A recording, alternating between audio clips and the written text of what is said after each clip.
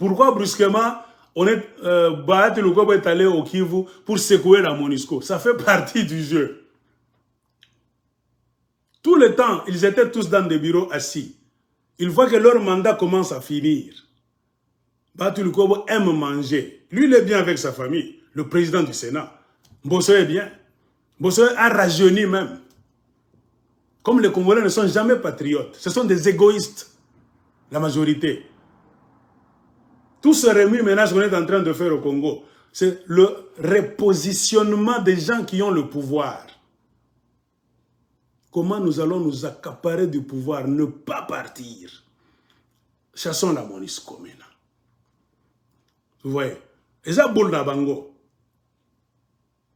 Mais si vous regardez bien l'analyse de la MONUSCO, moi je dis quoi? La MONUSCO ne preste pas bien.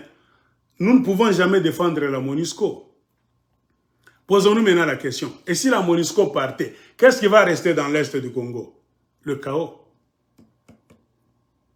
La MONUSCO, c'est un diable. Faites partir le diable de la MONUSCO. Posons-nous la question, nous les intellectuels congolais. Il va rester maintenant un grand vide. Et qui va remplir ce vide-là? Votre armée est pauvre. Vous n'avez pas, ça n'a pas d'équipement. Tout est mis en place pour appauvrir vos militaires. Ils sont comme des clochards.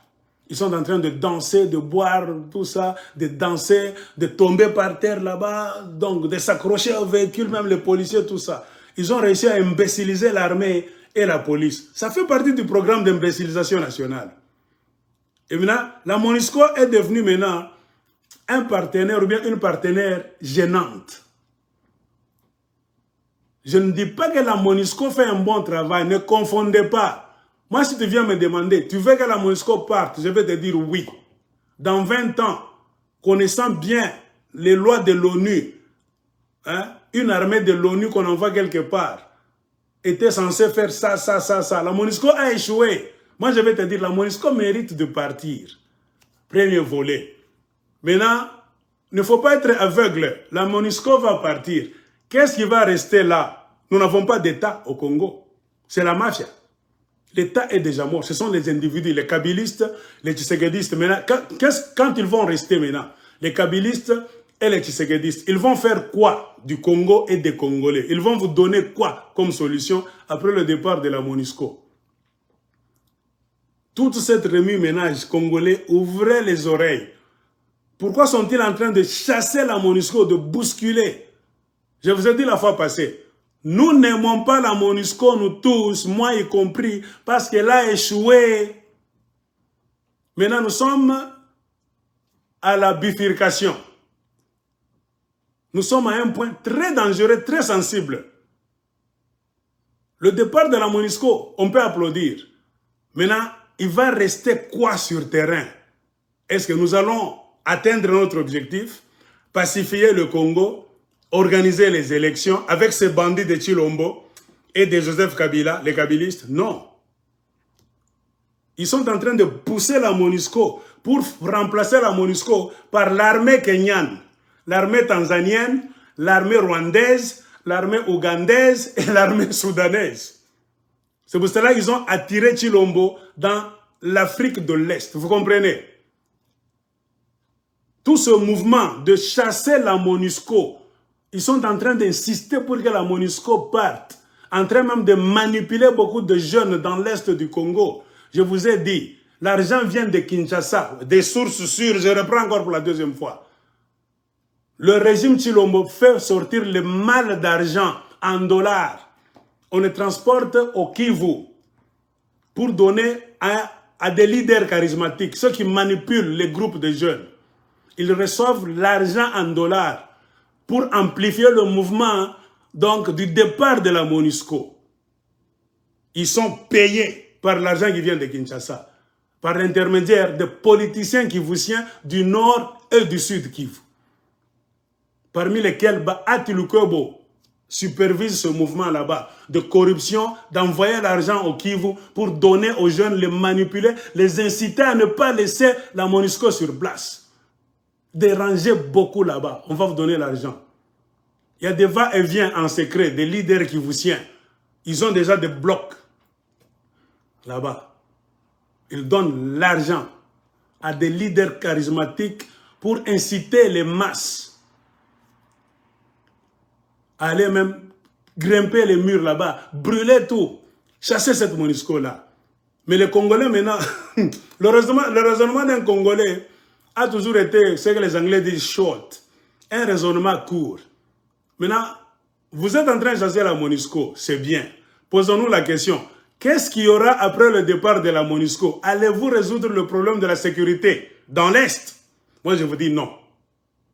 Ces bandits-là sont en train de chasser la MONUSCO pour remplacer le vide que la MONUSCO va laisser par l'armée rwandaise, l'armée ougandaise, l'armée tanzanienne, l'armée kenyane, l'armée soudanaise, l'armée burundaise. C'est pour cela qu'ils ont attiré le Congo dans le club des États de l'Afrique de l'Est. Et c'est fini.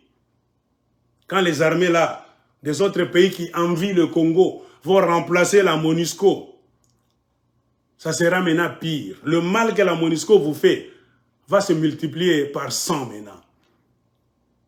Ça sera maintenant l'odeur de la vraie balkanisation du Congo. Les politiciens congolais travaillent. Pourquoi travaillent-ils toujours pour mettre en place des histoires là-bas qui ne vont pas bénéficier au peuple congolais? Tous ont volé. Ils savent que le retour de l'état des droits, beaucoup de gens seront même pendus, fusillés. Beaucoup de généraux là-bas, on va les fusiller dans des camps de militaires. C'est un grand mouvement de mafia, là où il se trouvent vos généraux de la police, les généraux de l'armée, vos politiciens en cravate, les Blancs sont là-dedans, les Libanais sont là-dedans, les Pakistanais qui ont des hôtels là à Kinshasa, ils sont là-dedans, donc les Chinois, donc une mafia moins compliquée ça. Chasser un diable pour le remplacer par un plus diable. Choisissez maintenant. Choisissez. Posez-vous la question, chers Congolais. Le départ de la MONUSCO, pas de problème. C'est pour remplacer cette MONUSCO par quoi? Avez-vous une armée forte, vous les Congolais? Les militaires n'ont pas de problème. Il n'y a jamais eu de mauvais militaires. Il n'y a que de mauvais commandements. Et le commandement de l'armée congolaise, c'est dans les mains des mafiosi. C'est eux qui ont permis aux militaires rwandais d'occuper la tête de positions clés de votre armée. Je vous ai montré un livre là la fois passée. Il y a des militaires au Kivu qui m'ont parlé un jour. Aigle, nous sommes dans l'embarras. Le grand problème, c'est que c'est Kabila Joseph qui avait donné des postes clés à des militaires rwandais, pas même Banyamulenge Fo, des Rwandais venus du Rwanda. Le Congo est divisé en zones de défense. Ils m'ont parlé des histoires de l'armée. Moi, je ne suis pas militaire. Ce que j'ai retenu, c'est que, Aigle, le Congo est divisé en zones militarisées de défense comme ça. Tous les postes clés des militaires, zones de défense, Katanga, Kivu, ils m'ont parlé. C'est dans les mains des Rwandais, des Kagame. C'est Kabila qui a donné ça sciemment. J'ai dit, pourquoi n'a-t-il pas donné à vous les Congolais? Ah, tu vois, on a déjà mystique. Hein? Ils m'ont dit ça et ils ont conclu, Aigle ne nous condamne pas parfois. Aie pitié de nous. C'est pour cela que c'est difficile de faire un coup d'État. Car l'armée est tellement divisée à l'intérieur. Tu peux commencer un coup d'État, tu ne sauras pas qui va parachuter sur ta tête pour te tuer toi aussi, tout ça. Car il y a l'armée, il y a des militaires de la nation congolaise. Parmi les militaires là-bas, dans le corps militaire des Congolais, il y a d'autres militaires qui sont les militaires de Kagame. Les autres sont les militaires de Kabila, le Raïs lui-même. Et ce ne sont pas des militaires qui vont se battre pour le Congo, non. Eux, c'est quand les intérêts de Kabila seront menacés. J'ai dit, ils sont à peu près au nombre de combien? Les militaires là nous m'ont dit, Béoming. Baptiste peut être à 5 000, 10 000. J'ai dit, c'est vrai, les militaires, attention, Kabila n'a pas militaire, Bamingi. Kabila a une armée à part. C'est ce qui crée le désordre au Congo. Ne vous demandez pas pourquoi tout le monde a piqué un coup d'État. Il y a des Rwandais qui ont tous les postes clés. Kabila les a mis là, il nous a laissé nous les Congolais. André Bapatia va Rwandais, pas. Bien, Communication, yote, des vrais Rwandais tous ici, kagamistes. Qu'on ne vous trompe pas, ce sont les Banyamulenge, ils étaient venus en 1950. Bongo, des vrais Rwandais kagamistes. Même quand Chilombo est là, ces Rwandais-là sont toujours là. Chilombo le sait. C'est parmi le deal. Ne les touche pas. Si tu essayes, tu connais la suite. Toi, va piller, mange, serre-toi aussi. Acha système pakap. Kabila, Joseph Njaroué, quel est le système? Moi, je vous dis des sources sûres. Les militaires, et ça m'a brusquement renvoyé sur les paroles du professeur Kalele. Écrivez sur votre écran, YouTube, professeur Kalele. Vous allez entendre ce que ce papa-là disait il y a longtemps. Kabila ne voulait pas partir, il donnait comme condition d'avoir des militaires à lui à part.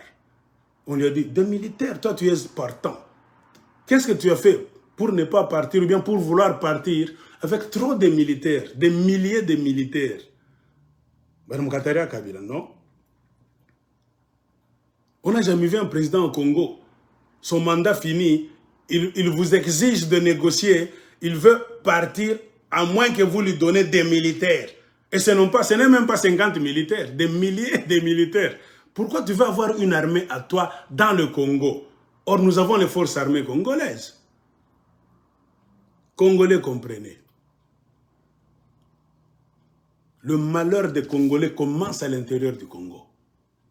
Les Rwandais ne pouvaient jamais avoir raison des Congolais. C'est parce qu'ils ont des collaborateurs à l'intérieur. C'est pourquoi moi je vous ai toujours dit, la révolution doit commencer au Congo. Le jour où on va couper les antennes du Rwanda au Congo, le M23 va mourir de sa belle mort. Ils vont fuir. Ils sont puissants, pourquoi? Parce que ils ont des éléments au cœur du système. Les Congolais et les Rwandais à l'intérieur à Kinshasa. C'est eux qui se téléphonent là-bas, qui donnent tous les plans. Qui disent même à James tout ça, tout. Comprenez pourquoi tout le monde a peur de qui? Vincent Karega, l'ambassadeur rwandais qui est à Kinshasa. Demandez aux Congolais là, qu'on touche à ces messieurs-là. Comment ils vont? Les Congolais ont accepté d'hypothéquer le pays. Une situation, quoi.